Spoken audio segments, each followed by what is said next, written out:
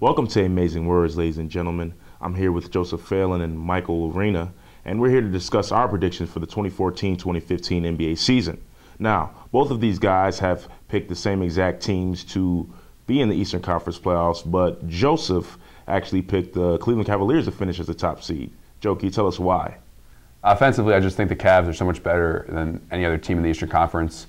I think they'll lead the league in points per possession. David Blatt provides such a great, innovative offensive structure that really LeBron James and Kevin Love will dissect and destroy opponents with. I think offensively they're just so much better than the rest of the teams in the NBA, and I think they'll have to make some changes on defense. Maybe trade Dion Waiters. It's an option. But as constructed right now, I still think they're the best team in the East.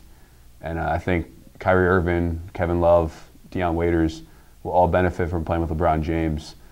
He'll get him open shots. And I think LeBron James is going to benefit from playing with Kevin Love. I read a story the other day. Zach Lowe mentioned how LeBron never really played with a guy that can make passes the way Kevin Love can, especially outlet passes. So a few times a game, Kevin Love will catch an inbounds and heave it up to LeBron for an easy dunk. And that's something that the Cavs will get easy points, every game with.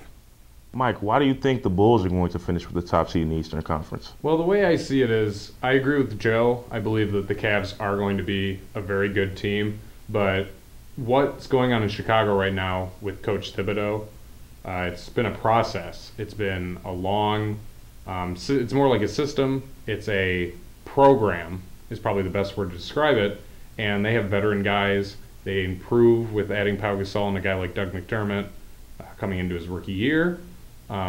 Derrick Rose looks crazy healthy and crazy explosive, and I just think that in a 82-game season, a new team like the Cavs will have a little harder time adjusting, whereas the Bulls will probably get off to a hot start. They'll probably be more consistent throughout the season.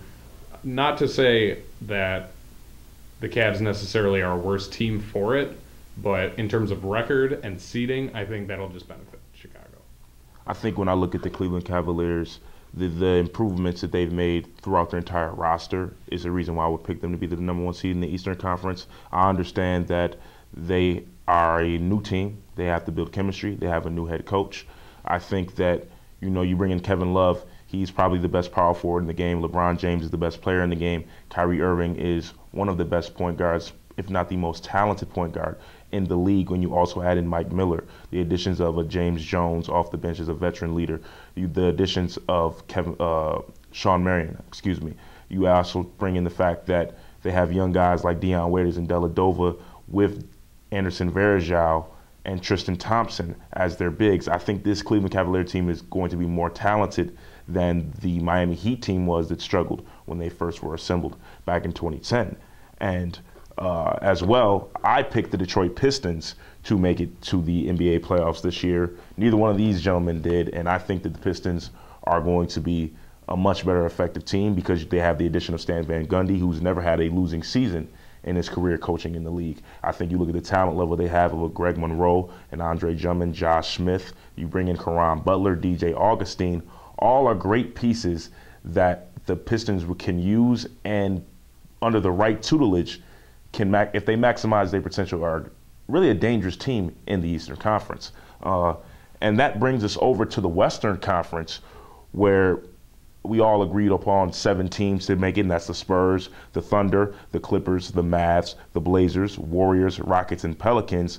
But Joseph, you picked the Memphis Grizzlies to make it to the playoffs, something that Michael and I didn't. So you could tell us why you picked the Grizzlies? Of course I picked the Grizzlies to make it to the postseason. Defensively, I think they're the best team in basketball.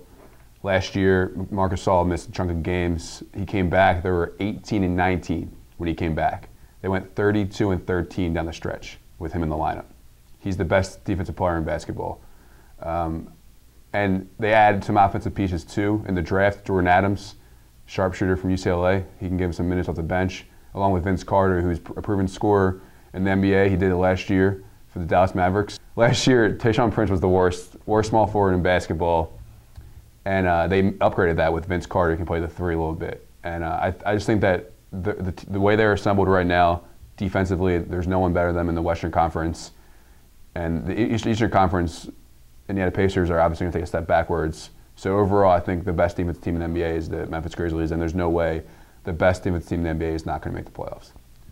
I think I defer with you in that category because I look at the growth of Anthony Davis, who I think is, a couple years ago I compared him to Akeem Olajuwon on his ability to be a big man who could affect the game defensively through steals, could pass the ball, can even score the ball in the paint, and he has the ability to shoot. I think the fact that he can play the 4 is going to give the Pelicans another element. Also, I look at the fact that Tyreek Evans will be healthy, Eric Gordon healthy, Drew Holiday healthy, the return of Ryan Anderson, and the fact that they brought in Omer Asik is the reason why I think the next great superstar in our league can take his team to that next level this year. And I know that Michael also agreed with me and even had a little bit more in store for Anthony Davis coming into the season. Right. I picked the New Orleans Pelicans to make the playoffs, about 7th or 6th seed.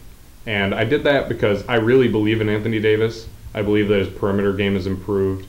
I think he has skills that we haven't seen in the NBA for a while. I believe that he's going to be there. I think his health has been his major concern throughout his entire career so far, and that has hindered not only himself, but the Pelicans as a team. I think I agree with you when you said they added Omer Asik. I think that's a huge pickup for them. I think as long as everybody on that team stays healthy, I honestly believe that they're going to be one of the better teams in the NBA. And I think that's going to be led by Anthony Davis.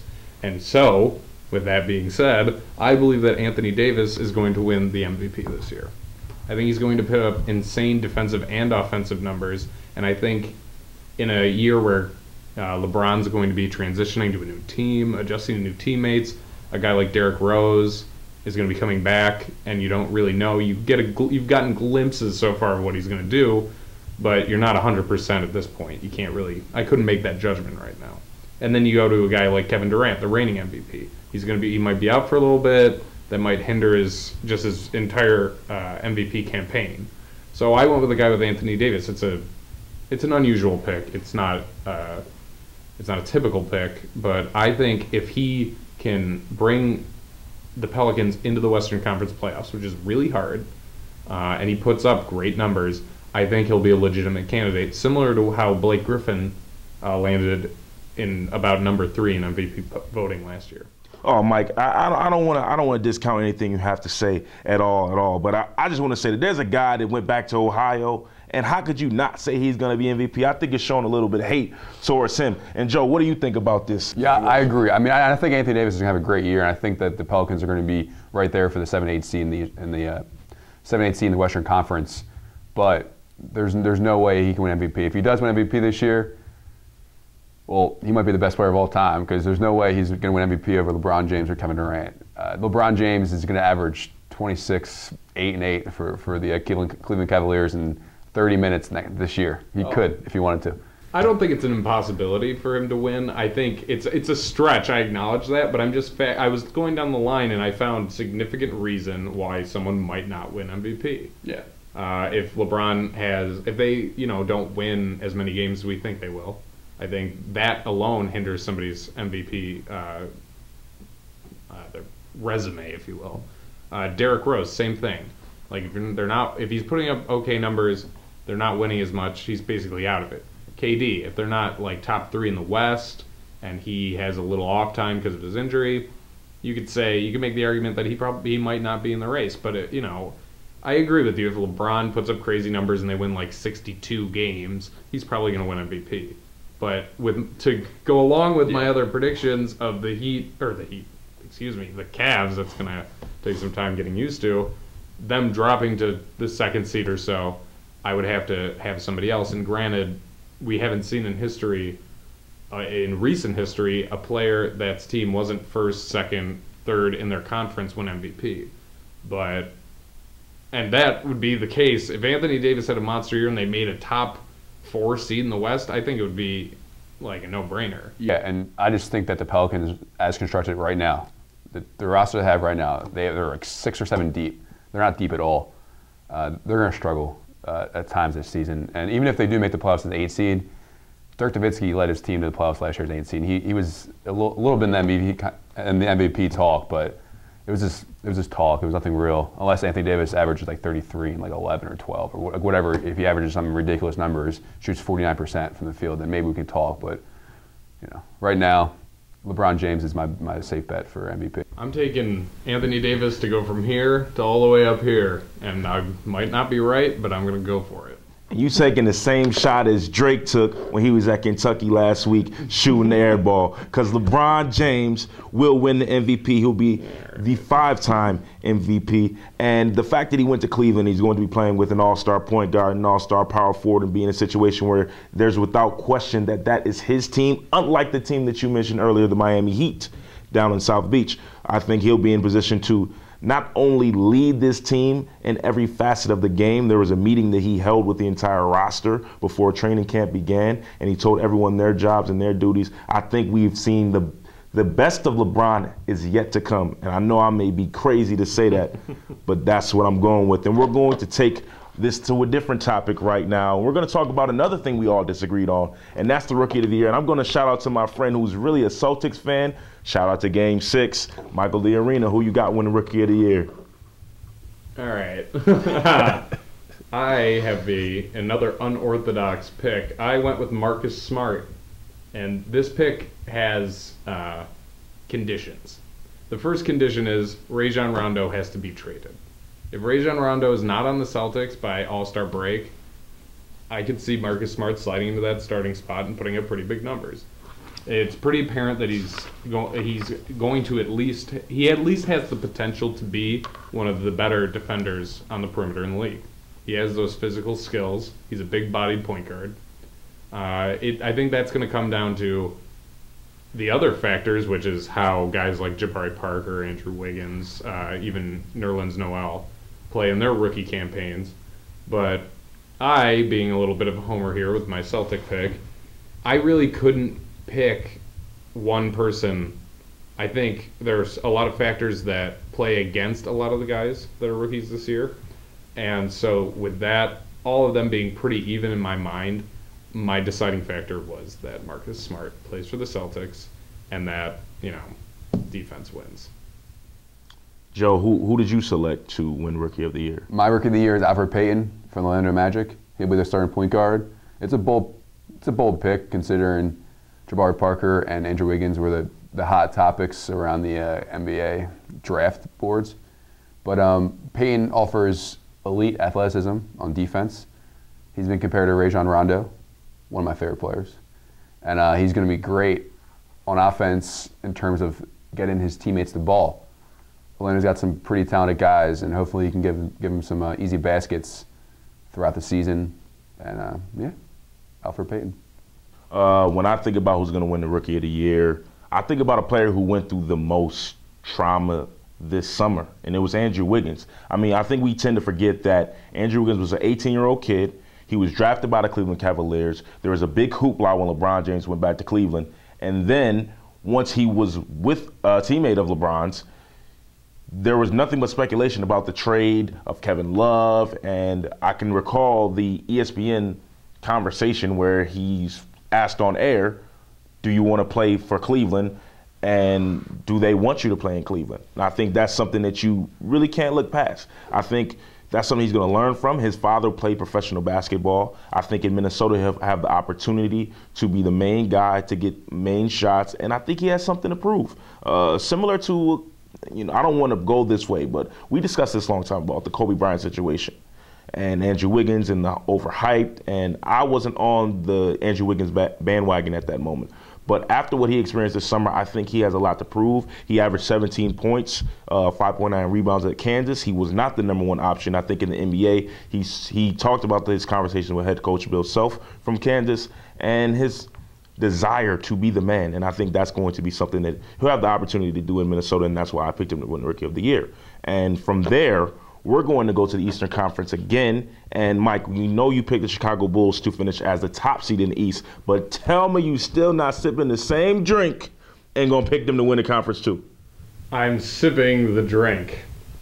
Chicago Bulls make the NBA Finals, defeating the Cleveland Cavaliers in the Eastern Conference Finals. Game amount to be determined. Joe, do you think that the Chicago Bulls are going to beat the Cleveland Cavaliers as well? I don't think they're going to play them. I think it's been the Wizards. The Wizards versus the Cavs in the conference finals. I have Washington. I have all my stock in Washington to beat the Bulls, but they won't beat the Cleveland Cavaliers because they're going to be really good. That's why. That's all I need to tell you. Offensively, the Cavs are going to be unreal, and the Cavs are going to make it to the finals. LeBron's going to be in his fourth straight finals or fifth? I don't know how many. Fifth straight finals since I was in high school. It's ridiculous, but it's the truth. He's the best player in the world. He's going to be in another finals. It's kind of why I picked against the Cavs, to be honest with you. The improbability of that amount of finals in a row. It's something to think about. Wear and tear. Getting tired. I don't know. Improbability is something that I don't use when it comes to LeBron James. I, for one, believe that he's one-of-a-kind type of player. He's one of the greatest players we'll ever see in this league. I truly believe that when it's all said and done, he'll be the second best player of all time. And the reason why I will not pick the Chicago Bulls to beat the Cleveland Cavaliers, despite the fact that we've seen a healthy D Rose, is the fact that at the end of the day, Joakim Noah is the one who's going to guard Kevin Love. That's going to be a major issue. Pau Gasol is not a rim protector by any means, and if you have the ability of LeBron James and Kyrie Irving to constantly be able to attack your rim, your defense is going to suffer. And I think that mismatch is going to be a major issue. So they can try and get Jimmy Butler to defend LeBron, but last I checked, Kawhi Leonard was supposed to lock down King James, and King James shot 51% from the three-point line. And speaking of the Finals MVP, Joe, we all picked the Spurs to get to the Finals out of the Western Conference. Tell us why you picked the Spurs. Yeah, well, you just mentioned how Kawhi couldn't stop LeBron on defense, but LeBron couldn't stop Kawhi on offense in that Finals. Kawhi tore LeBron apart and the whole Heat team apart. And I think they're clearly the best team in the NBA. And until the Cavs beat them, they're still the best team in the NBA. You bring back everyone except for Patty Mills. Patty Mills is going to be out for a little while. But Corey Joseph played really well during that Oklahoma City Thunder series. So he's capable of backup. And they remain healthy. So I think that they're going to win the West with relatively ease.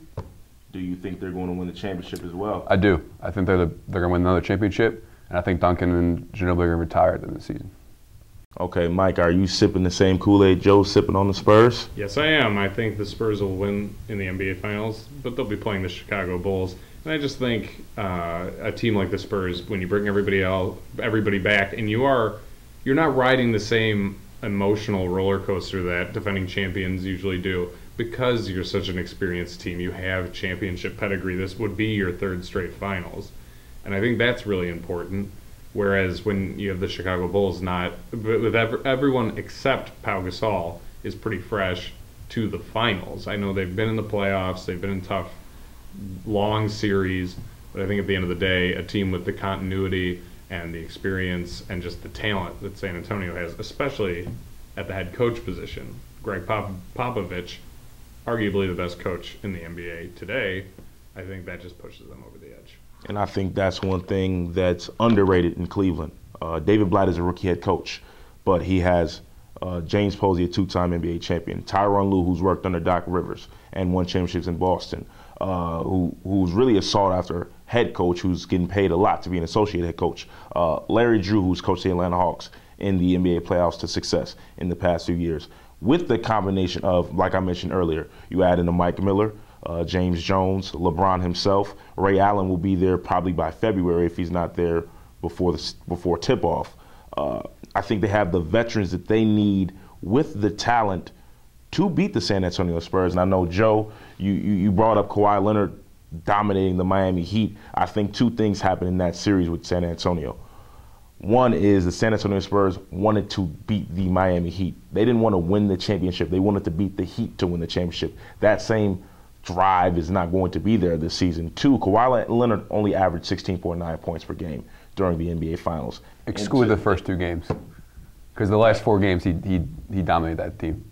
At the same time, I can't say Kawhi Leonard was not the Finals MVP to me. I know he got the award because he had the big Game 3 in Miami, and it was okay. He locked down LeBron. I think that was pushed by a lot of people. I think Patty Mills in Game 5 hitting big threes. I think the fact that Tim Duncan, you could just pass it to him every time he was on the block, and it was an automatic basket. I think the fact that you had Manu Ginobili coming out with tons of energy, all play roles. I think Boris Diaw leading that series plus or minus was a major factor. I think the Spurs' depth was the reason why they won that championship. And I think Cleveland this year has the depth to challenge San Antonio. And the fact that Cleveland has LeBron on their side with a Kevin Love who can get 15 rebounds, with a Kyrie who may not be as experienced as a Tony Parker, but can give Tony Parker some issues, I'm picking the Cleveland Cavaliers to win the championship, just like I did the day after LeBron lost this year in the finals. I said wherever he goes, he will win ring number 3, whether he stays or whether he went back to Cleveland,